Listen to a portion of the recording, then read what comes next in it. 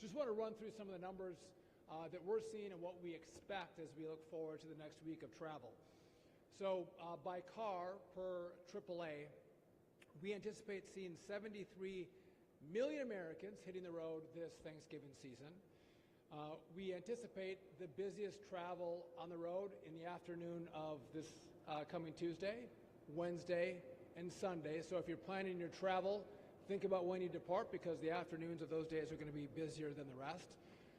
This travel season by car, we have incredible gas prices, on average 3.2 cents a gallon. So if you're going to travel by car, you're going to be able to put gas in your vehicle at a very affordable price.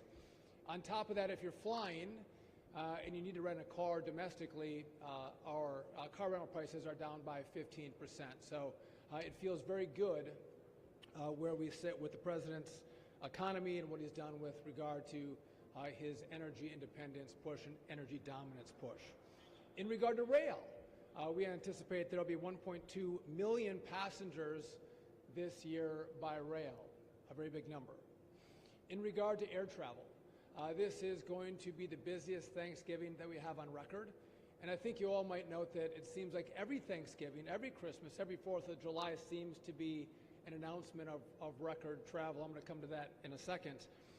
But this week there'll be 31 million passengers flying by air as we look to the week. That's per the airline industry.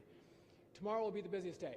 There'll be 52,000 flights tomorrow as Americans board aircraft, fly across the country. Maybe they're going to go to sporting events, they're going on vacation, or hopefully they're going to spend time with their families. Now, we anticipate there's going to be solid staffing in our towers and TRACONs and centers throughout the airspace. And that's different than what we had over the shutdown. But we do have some weather in the forecast. I'm not a weatherman, but if you look out to the Seattle area, in the Midwest, the Great Lakes, we are going to have some weather. And so if you are traveling by air, I would just ask that you stay in touch with your airline or update your apps so you know if your flight has been delayed or moved at all as you're planning to come to the airport. Always great to stay in touch with the airline that you've booked with. Just real quick, I want to touch on a couple of other issues. During the shutdown, 44 very long days. It went pretty well at the start of the shutdown, but in the last couple of weeks of the shutdown, things became very challenging in the airspace. Many of you reported on it. We had significant delays and cancellations. The administrator, in consultation with DOT and his safety team, we took historic action to reduce the capacity in the airspace because of what we saw in the staffing in our towers. And that decision was not made lightly, but it was based on the stats that we were seeing and what we thought was appropriate to maintain a safe airspace. You've also heard that the president announced that we should reward those great air traffic controllers who didn't miss a beat. They never missed a day.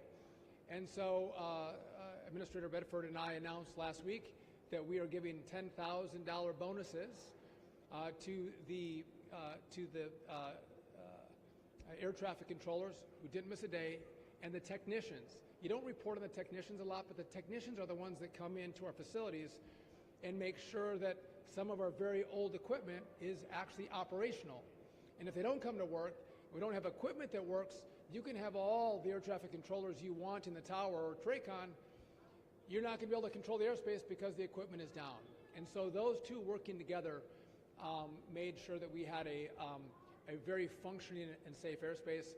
So at the president's lead, we decided we would give them a $10,000 bonus, a reward for their great action during the shutdown.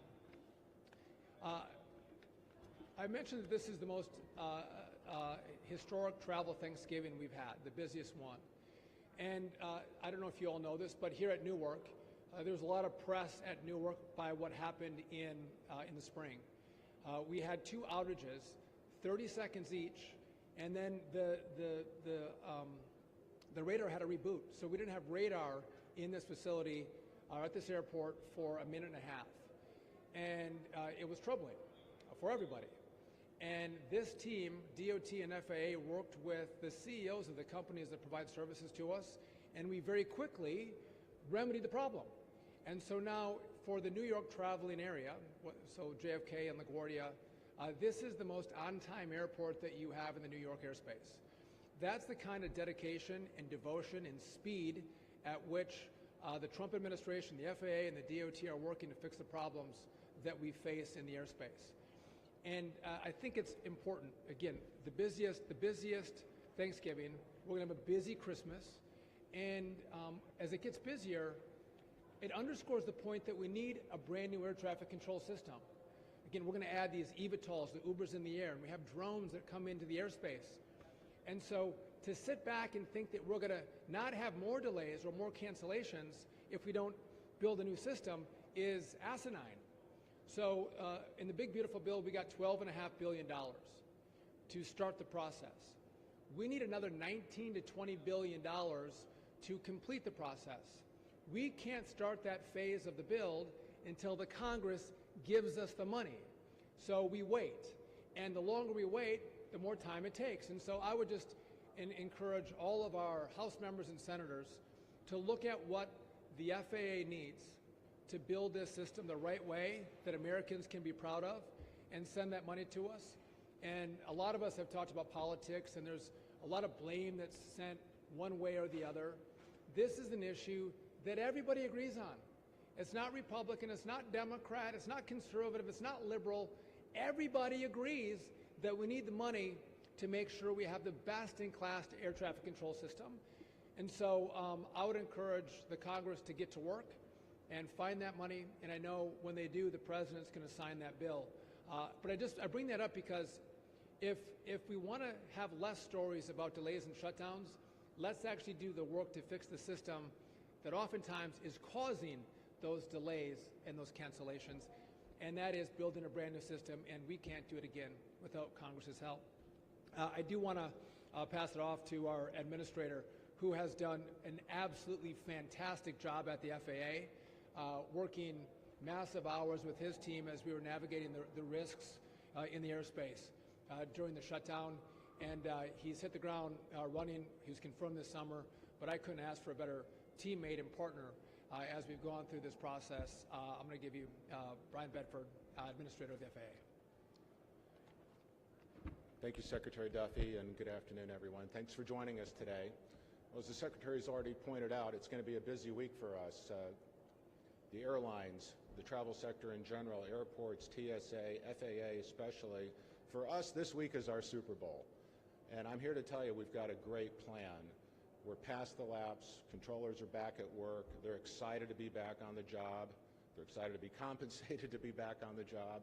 So we're all thrilled that we're happy to tell you we've got a great plan. The Secretary mentioned there's some weather in the forecast, but please be confident that the folks in the towers and in the TRACONs and the en route centers, they have a great plan, lots of different strategies we run to manage traffic safely and efficiently in all conditions. So again, we're very happy to be back. We're looking forward to an extraordinarily successful week of travel for the literally tens of millions of Americans that will be flying this week. Safety, of course, is our top priority, and every decision we make is built off of that foundation. And I just want to assure the traveling public that we're ready and we're able to get the job done. So again, please know you should fly with confidence. Of course, I would tell everybody to use some common sense, right? We want to make sure that you're consulting with the TSA website, that you're packing smartly. You don't have to bring everything with you, right? So pack so that you can get efficiently through the airport security. Want to encourage folks to come early. It will be busy, so the earlier you get there, the less stress that you're going to have. And of course, we hope we have everyone treating one another with respect, so follow the golden rule. I will tell you, however, that we will not hesitate to utilize our enforcement authorities if anyone is causing any problems in the airport or on aircraft. So any intimidation, any threats, any misbehaving on board aircraft, not listening to the pilots or the flight attendants, that will be pursued vigorously through my office. So again, I want to wish everybody a great Thanksgiving holiday. Fly with confidence. We look forward to serving you this week. Thanks so much. We'll take your questions in a second. Just want to reiterate, if you're, I fly a lot and I've had delays, I've had cancellations like many of you, but if you are delayed or you're canceled, know that it comes from a place of your safety in mind. If it's weather, if it's mechanical, if it's air traffic control, staffing issues, those are the factors that are considered as those decisions are being made. And again, it's strictly based on safety. And again, we want you to get to where you're going, and so safety is paramount. The administrator mentioned civility. Some of you might have noticed that we've launched a civility campaign. And I think it's important as we travel that we think about not just ourselves, not just our families, but we think about those who are around us. And we call our better angels. In a busy time, and again, the airports are going to be packed. TSA lines may be a little longer. And as you might not be able to find a seat as you're by your gate because of the number of flights that are going out or coming in. But I think we have to think about, how do we do a better job? How do we maintain maybe some of that frustration we have as we travel this Thanksgiving season? Maybe we should say please and thank you to our pilots and to our flight attendants. I think, again, I call this just maybe dressing with some respect. Whether it's a pair of jeans and a decent shirt, I would encourage people to maybe dress a little better, which encourages us to maybe behave a little better. Let's try not to wear slippers and pajamas as we come to the airport. I think that's positive. If we can help someone as we're getting on the aircraft that might need some help putting their bag in the overhead bin, and you're a little stronger, a little buffer, you've been lifting, stand up and offer to grab that bag and put it up for someone who's having a more difficult time.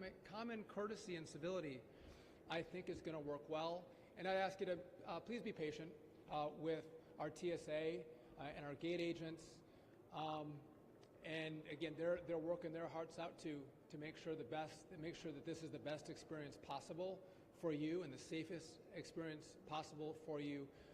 And again, a little gratitude goes a long way. And if we all do that, I think we're going to have a far better travel season. By the way, we're going to get to our families on Thanksgiving with a lot better attitude. Who couldn't ask for that? You guys can fight about politics when you get home for Thanksgiving. Let's have this be the pre-run that is politic-free and very friendly, with please and thank yous and a lot of gratitude for all the work that happens to get you to your final destination. With that, we're happy to take some questions if you have some for us. I appreciate that. I actually almost wore a pair of jeans, and I'm like, I better not if I'm going to talk about dressing up. Chris Fankley from CBS News, sir. If you'll indulge me, two quick questions. One, every time we have talked to flyers in the last 2 weeks since the shutdown ended, they've told us the same thing, that they had some apprehension about whether they should keep that Thanksgiving flight, whether they'd be on time, whether it'd be safe. What do you say to flyers who are still a little unnerved after what they saw during the shutdown? So, we talked about that as we went through the shutdown. I didn't know when it was going to end. I didn't have a crystal ball, and we saw things getting very bad in regard to on-time flights and cancellations. Well, the shutdown ended soon enough. Our controllers, as the administrator just mentioned, are back at work. And so, again, you're seeing more on-time performance in the airspace. And again, our priority is your safety. And it's always been our priority. And that's why there were the level of delays and cancellations. So, again, if you can still get a ticket and you can still fly and your family still wants to see you, book that ticket, jump on a flight, and don't be afraid to fly this season. Again, I can't control the weather. I can't control the mechanics of an airplane. But things look good from the air traffic control side. We are back to staffing levels that we had before the shutdown, I believe. So. And on the subject of air traffic, you got some pushback from the union, and I've heard from some controllers who maybe missed a day because of a child care issue or missed a day because of the stomach flu. For the folks that were there, working 5 days or 6 day weeks for the bulk of it, but maybe missed a day here or there, is there something you can do to recognize those? I've said that there were some that were consistently out, and for the most part, everybody else did the best they could. I think, you see, the administrator and I have been very grateful through the course of the shutdown and recognizing some of the difficult circumstances our controllers were going through. And we talked about that quite a bit and recognized it. But, we have to look and say, where's the cutoff? And if you got 100% on your test, you get the sticker that's a scratch and sniff sticker from the administration.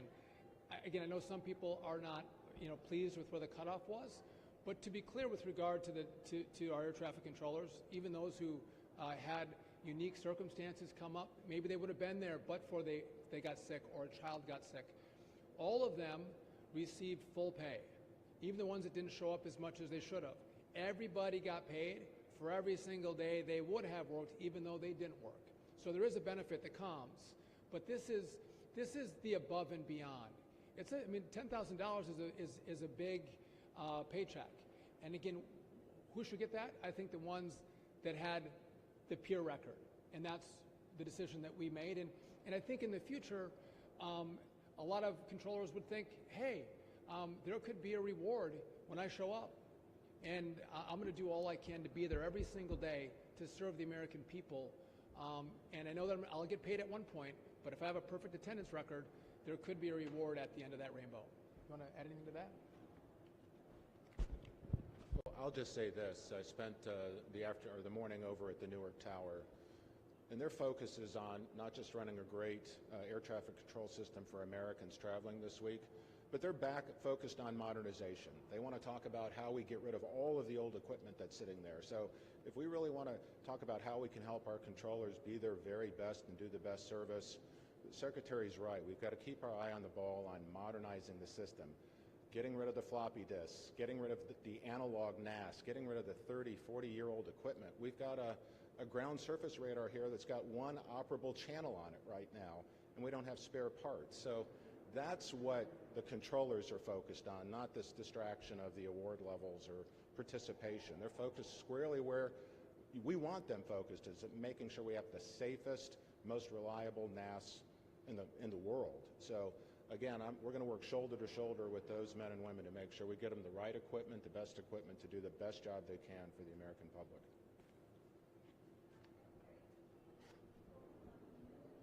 Yeah.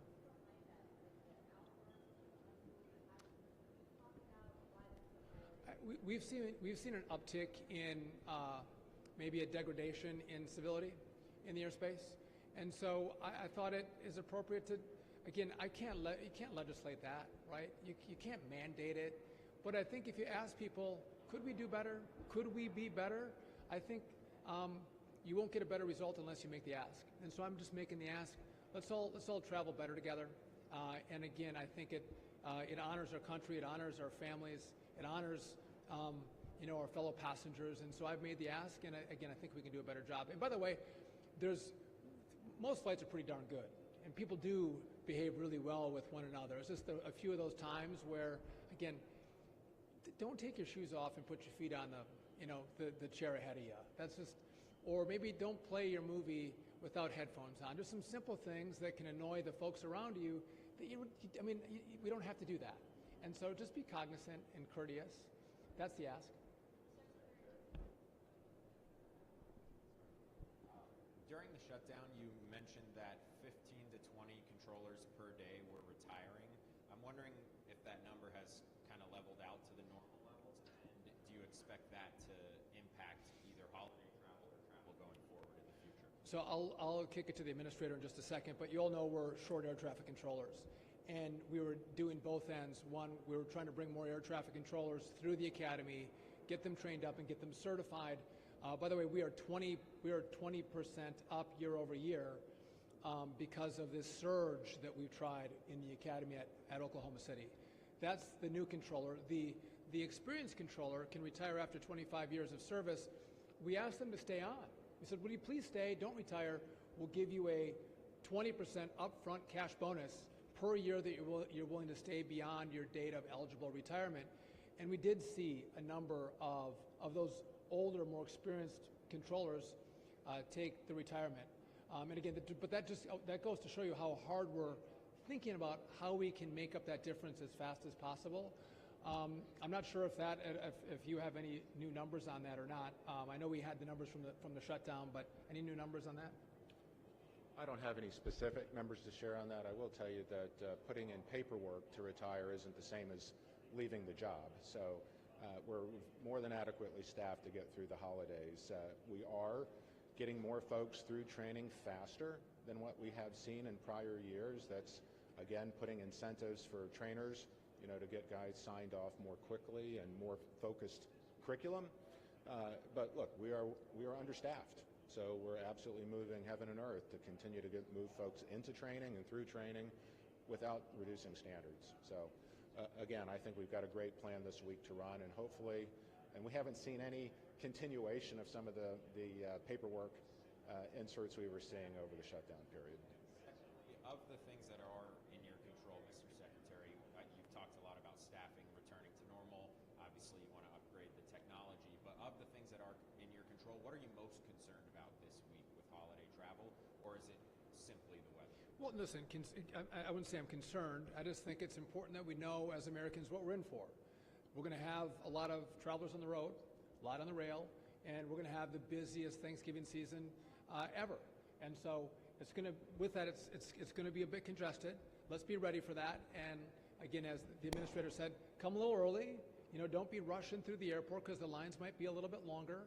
And then, tack on your best attitude, and we're going to get through this and have a great Thanksgiving with our families. Are we back to normal as far as normal flight capacity as far as the airlines are concerned at this point? So we had in regard to the 10% announcement that we mentioned during the shutdown.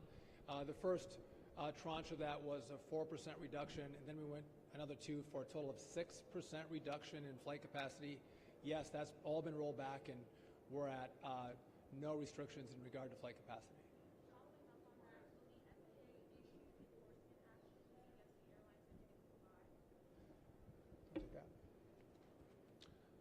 Yes, the intent is that we will be sending out letters of investigation to any of the airlines who we don't feel lived up to the requirement to reduce capacity. That's going to be an ongoing investigation. When we have something to report, we'll share it with you. And that's important. We want, when we have a directive from the FAA, we need our airlines to comply with it. And through that investigation, if those airlines did not comply, some did not comply, there should be accountability, and that'll be an ongoing discussion and investigation. Yes. I was talking to passengers this morning about your civility campaign. They feel like it's putting the onus on passengers to create a more pleasant air travel experience. I know you're putting billions of dollars into this revamp for ATC to make that better, but can you talk about what you're doing immediately on your end to help with the air travel experience, and talk directly to passengers here?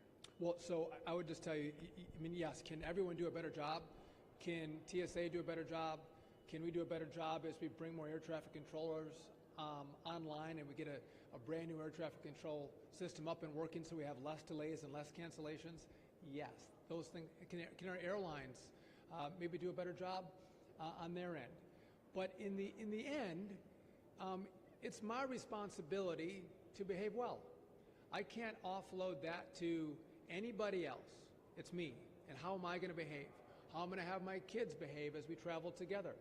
How I dress, I can't blame it on anybody else. I made that choice this morning when I came to the airport. So that's just the ask, and I think I'm not trying to put a blame on anybody. I'm just asking us all to be better and do better, and then we'll all have a more pleasant experience. And it's no one has to, again, I can't fine you if you don't comply. I'm not looking to do that. But I'm asking, let's all do this as better Americans. That's it. You had a question? Yes. You mentioned that there's a significant by rail. Obviously, a big concern here is the Gateway project. Can you speak to where that project is now that the shutdown is over and the FTA is doing its review, and the GGC has said they have suspended all the DBE contracts that were the subject of that review? Yeah, so I need to get an update from Transit, but I don't know where that review is, and if they've said they've complied, I got to verify that with our team. Haven't done that yet, but look forward to doing that. One more question. Come over here. Yeah.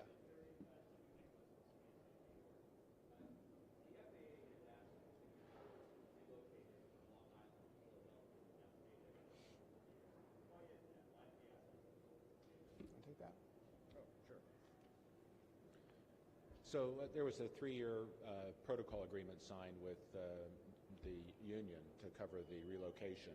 We're coming up within 1 more year, a little over a year, but I think we're looking into the future, creating an opportunity that says we believe Newark will want to grow. We're going to need more controllers there. So if any of the controllers from the N90 facility would like to stay behind, they're welcome to do so. And again, we're trying to make sure that we've got the rest of the workforce trained up in a way that we can allow those folks to head back home if that's their desire. So just one last point. Again, this is a great holiday. Americans come together. We eat a little turkey. I guess in New Jersey they do a little 7 fishes. I'm not a part of that, but it's a great time. Let's all slow down. Let's all buckle up. Let's all drive safe on the roads. Let's all come early to the airports. Let's all put our best attitudes on, and let's have a great Thanksgiving week as we travel to see the ones we love most. Thanks very much.